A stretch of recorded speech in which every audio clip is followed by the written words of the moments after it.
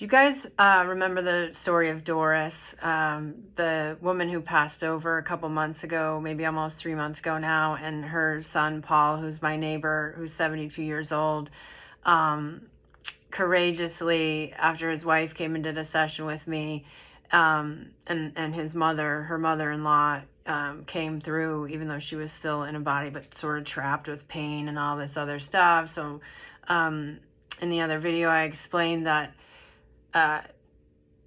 my neighbor had to go home and tell her husband, you need to write a letter to your mom and, say all the things you want to say, and then and so that she can leave her body, because her pain is holding her. And, it's this really profound story, but it's in another video down there somewhere. But the update to that is so crazy, that Paul indeed did that and gave his mother permission to leave. And then within 24 hours, she did. She was taken to the hospital and she passed away. And, Doris came through and was talking about how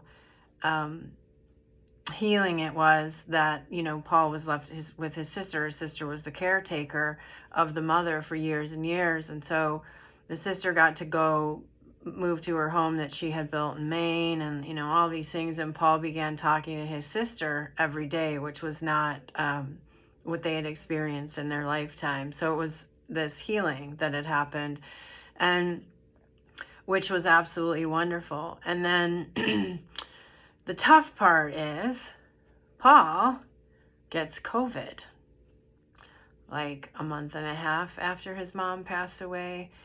And we all thought, he's going to be okay. And his wife had him at home, and she was doing a great job taking care of him, and got all the oxygen stuff and, all these breathing apparatuses and everything. And I was on my way to a store to find something for my clinic, and my wife said, "Hey, there's an ambulance coming for Paul." And what's crazy is the night before, I believe it was the night before, I checked in on him, and traveled to him. I didn't physically go, but I do what I do in the middle of the night. Sometimes I go and I check in on people. And he had, God, I can't remember the name of it right now, but like one of those heavy iron, that they're called something, people who melt iron and then they bang them on whatever, I forgot what it's called. But anyway, he had one of those on his chest. And so I let his wife know that, and then he was having pressure, he started having trouble breathing. And then I got the call that an ambulance was indeed coming for him. And so I turned around and I got there right in time. And it was just so crazy, because, his wife and one of his daughters, who's local, and the other one lives out of state, they were there, and they wheeled Paul out on the stretcher. He had, the oxygen on and everything, and he just didn't look good, and Carol had said he was talking, and she was in the room talking to him, and his head just went back, and his eyes rolled in the back of his head, but he was at least awake. And there's a reason for all these details. So Paul now knows, right, or knew, that I have the ability to communicate non-verbally, right? Because he saw it with his mom, and then all the information his mom was sharing with he and his wife after, and all this stuff. So he knew that I had communicated with her while she was still here non-verbally. And so again, I said in my first video, I'm so proud of him, being, a bit older, to be embracing the truth of this stuff, and how comforting it is and all that. And so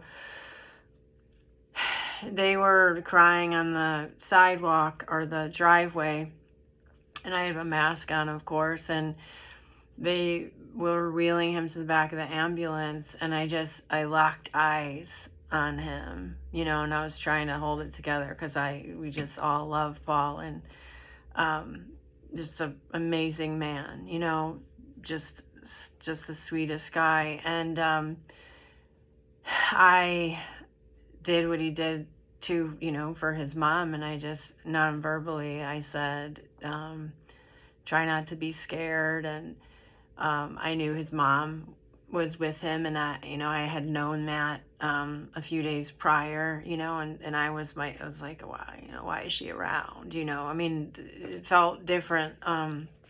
So I had a silent worry that I wasn't sharing with other people, even though it looked like he was recovering. And so I said, try not to be scared. I know your mom's here. And I said, I love you. And then I said, bye. And right when I said bye, he went like that. And he was like locked eyes. And then I told his wife, come over here and tell him you love him, whatever. And then he started recovering.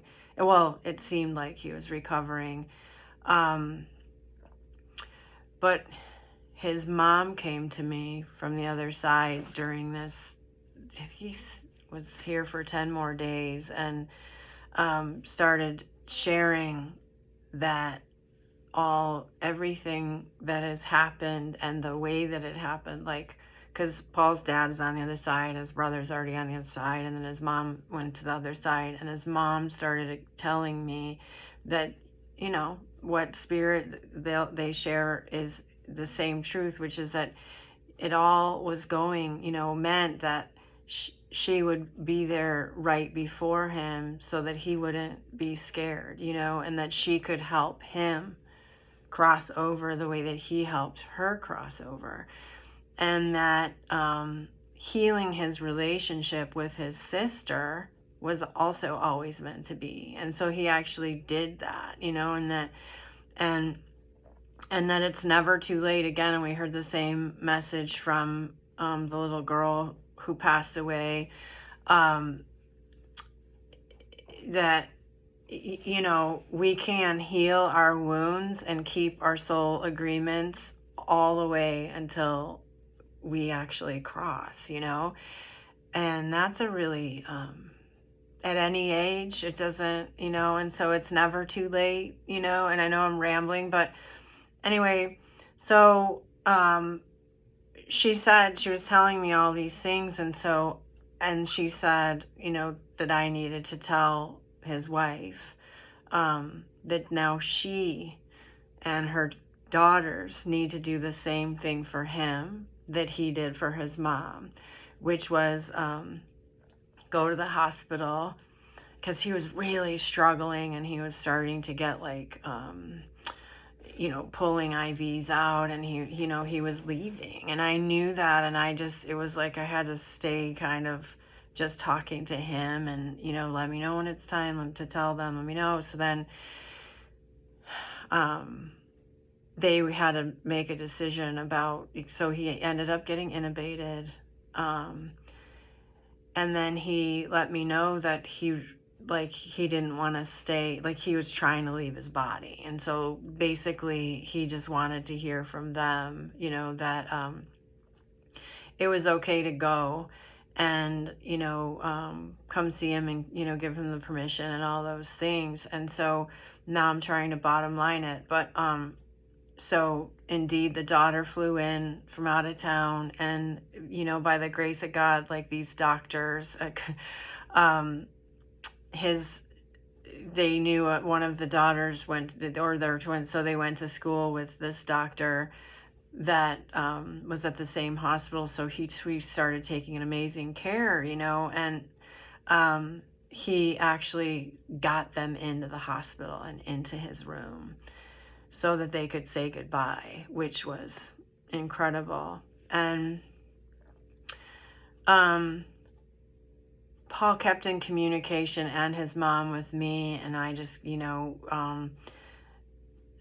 was giving this information to his wife and his kids, and then they went and they said all their goodbyes, and they told him all the stuff they wanted to say to him, and then told him that it was okay to go. And it was like, I think 6 or so at night when they got, they left the hospital. And I remember, it was just a couple weeks ago. We were watching a show, and at 8:12, I was like, literally, like, I felt, it's like Paul rolled through and like gave me like a sucker punched me, a little bit. And I was like, and then he said, no, text my wife. And so I just grabbed my phone because I listen to spirit, and I just text prayer hands. And his wife texted me 45 minutes later and said Paul passed away at 8:15. And so it's just, I share this story just because, like, how crazy that, like, that everything that, I shared about him helping his mother and how that happened. And then he out of nowhere crosses over. And they both share that same powerful message that, like, again, like, just the point is, well, number one, now he's bossing her around and telling her how she should be going through his stuff, and he doesn't want other people rifling through his stuff and all kind. It's just hilarious, and he's so funny. And so she's listening, to that, because those are like legit requests. But that everything is divine, like timing is divine, and you're gonna leave when you said you were gonna leave, and that anything that you can do while you're still here or heal all the way to the end counts for your soul's transcendence, and so it's beautiful to know that, he his soul transcended by helping his mother, and did some healing, but then also healed his relationship with his sister and connected his sister to his, his wife and kids now. And then that his soul transcended, and then it left. And I guess I just, in honor of him, I just really wanted to share his story. And I know it's a long one, but, like, you guys know that I ramble a lot. So thanks for listening. Bye.